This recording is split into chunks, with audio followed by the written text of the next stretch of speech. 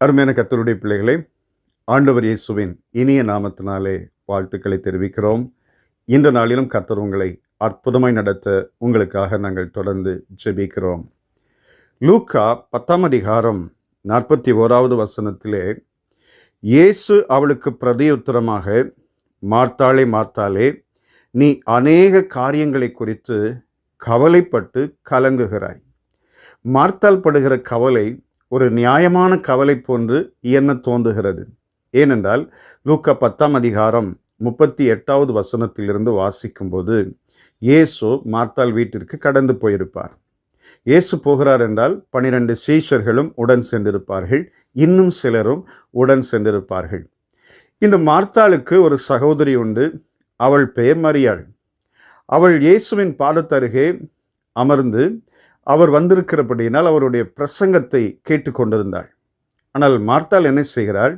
வந்திருக்கிற அத்தனை பேருக்கும் உணவு தயாரிப்பதற்காக மும்முரமாய் வேலை செய்து கொண்டிருக்கக்கூடும்.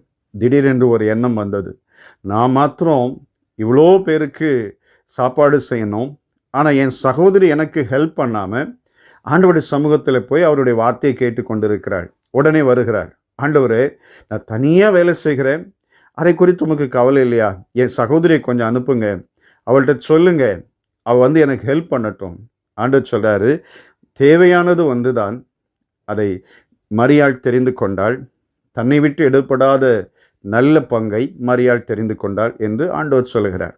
இந்த இடத்துல நம்ம வாசிக்கும்போது இந்த மார்த்தாள் படுகிற கவலையை குறித்து யோசித்த வேளையிலே இது ஒரு நியாயமான கவலையாய் என்ன தோன்றினாலும், சில நேரங்களிலே தனக்கு கொடுக்கப்பட்டிருக்கிற தான் ஏற்றுக்கொண்ட சில ஊழிய பாதைகள், சில நேரங்களில் சபையில் உடன் ஊழியக்காராக இருப்பாங்க, சிலர் ஏதாவது உதவி ஊழியக்காரராக இருப்பாங்க, பரிமாறுகிற ஊழியமோ ஏதோ ஒரு ஊழியத்தில் இருப்பாங்க. அவங்களுக்குள்ள ஒரு சலிப்பு வரும், வேதனை வரும். நான் இந்த வேலை கஷ்டப்படுகிறேன், ஆனால் மற்றவங்களாம் இப்படி இருக்கிறாங்களே, அப்படி ஒரு எண்ணம் தோன்றும். ஆனால் தேவனுடைய பார்வையிலே பிரசங்கம் செய்கிறவர்களுக்கும் ஒரே ரிவார்டு தான், சாதாரண வேலை செய்கிறவர்களுக்கும் ஒரே ரிவார்டு தான். தேவனுடைய பார்வையிலே வித்தியாசம் இல்லை. ஒரு காலத்திலே இப்படிப்பட்ட வேலை செய்கிறவர்கள் கூட வல்லமையான கருவிகளாய் பயன்படுத்த தேவன் கிரியை செய்வார். நீங்கள் வாசிக்கும்போது அப்போஸ்தல நடபடிகள் 6ஆம் அதிகாரத்திலே நாம் வாசிக்கிற வேளையிலே ஒரு அருமையான சம்பவத்தை நாம் பார்க்கிறோம். அன்றைக்கு அப்போஸ்தலர் காலத்திலே விதவைகள் அன்றாய் சரியாய் விசாரிக்கப்படவில்லை என்று ஒரு குற்றச்சாட்டு எழுந்தபோது, பந்தி விசாரணை செய்கிறதற்காக ஒரு 7 பேரை தெரிந்து கொள்வார்கள். அதிலே ஸ்தேவான், பிலிப்பு, பிரோகோர், நிக்கானோர், தீமோன், பர்மெனா, நிக்கோலாய் என்று 7 பேரை தெரிந்து கொள்வார்கள். இந்த 7 பேர் பந்தி விசாரணைக்கு தெரிந்து கொள்ளப்பட்டாலும் கர்த்தர் அவர்களை வல்லமையான கருவியாய் பயன்படுத்தினதை பார்க்கிறோம். இதே அப்போஸ்தலர் 6ஆம் அதிகாரத்திலே 8வது வசனத்திலே, ஸ்தேவான் விசுவாசத்தினாலும் வல்லமையினாலும் நிறைந்தவனாய் ஜனங்களுக்குள்ளே பெரிய அற்புதங்களையும் அடையாளங்களையும் செய்தான். அதே போல பிலிப்பியை குறித்து அப்போஸ்தலர் 8ஆம் அதிகாரம் 6வது வசனத்திலே வாசிக்கும்போது, பிலிப்பு செய்த அதிசயங்களை ஜனங்கள் கேள்விப்பட்டு அவனால் சொல்லப்பட்டவைகளை ஒருமனப்பட்டு கவனித்தார்கள். சகோதரா சகோதரி, உங்கள் வாழ்க்கையில் தேவனுடைய பார்வையில் நீங்கள் சின்ன ஊழியத்தை கூட ஆண்டவர் உங்களுக்கு கொடுத்திருக்கலாம். ஆனால் மனப்பூர்வமாக செய்யும்போது அதுதான் ஆசீர்வாதம். அதை குறித்து கவலைப்படக்கூடாது, முறுமுறுக்கக்கூடாது. அங்கிருந்து தான் கர்த்தர் நம்மளை அப்படியே மேலே உயர்த்த ஆரம்பிப்பார். எனக்கு தெரிந்த நிறைய பேர் சாதாரண வேலையில் இருந்தவர்கள், தேவனுடைய ஊழியத்தை ரொம்ப கஷ்டப்பட்டு செய்தவர்கள், சின்ன சின்ன வேலை செய்தவர்களெல்லாம் இன்றைக்கு உயர்ந்த இடத்திலே கர்த்தர் வைத்திருக்கிறார். உங்களையும் ஆண்டவர் வைப்பார்.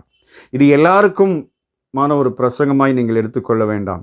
சிலருக்கு கர்த்தர் உணர்த்துகிறார், நீங்கள் தேவனுடைய ஊழியத்திலே சின்ன சின்ன வேலைகள் செய்து கொண்டிருக்கிறீர்கள், ஒரு மனசோர்வு, கவலை, நான் இதை செய்கிறேனே, என் வாழ்க்கை எப்படி இருக்கும், என்னுடைய ஜீவியத்தில் எப்படி மாறுதல் வரும்? கண்டிப்பாய் சொல்கிறேன், கர்த்தர் நீங்கள் செய்கிற ஊழியத்தை கனப்படுத்தி ஒரு காலத்திலே எல்லாரும் திரும்பி பார்க்கும் அளவிற்கு கர்த்தர் கொண்டு வருவார். நீங்கள் ஆசீர்வதிக்கப்படுவீர்கள், உங்கள் குடும்பம் ஆசீர்வதிக்கப்படும். இந்த சிறியரில் ஒருவனுக்கு ஒரு கலசம் தண்ணீர் கொடுத்தவர்களுக்கு பிரதிபலன் கொடுக்கிற தேவன் தம்முடைய ஊழியத்தை ஏதோ ஒரு கோணத்திலே செய்கிற பிள்ளைகளை கைவிடுவாரா? கைவிட மாட்டார். இந்த மார்த்தாளை போல புலம்பாமல் தனக்கு கொடுக்கப்பட்ட ஏற்றுக்கொண்ட இந்த வேலையை நாம் சந்தோஷமாய் செய்வோம். கர்த்தர் ஆசீர்வதிப்பார். இந்த நாள் உங்களுக்கு ஆசீர்வாதமாய் இருப்பதாக. சேர்ந்து ஜெபிக்கலாமா? வல்லமை உள்ள பிதாவே, தேவன் எங்களுக்கு கொடுத்த சின்ன சின்ன வேலைகள் ஊழியங்களிலும் கூட நாங்கள் உண்மையாய் செய்து உம்முடைய நாமத்தை மகிமைப்படுத்த உதவி செய்யுங்க. கவலைப்பட்டு வேதனைப்படாதபடிக்கு தேவன் கிருபை பாராட்டுங்க. இயேசு இரட்சகர் நாமத்தில் பிதாவே, ஆமென், ஆமென். God bless you. Amen.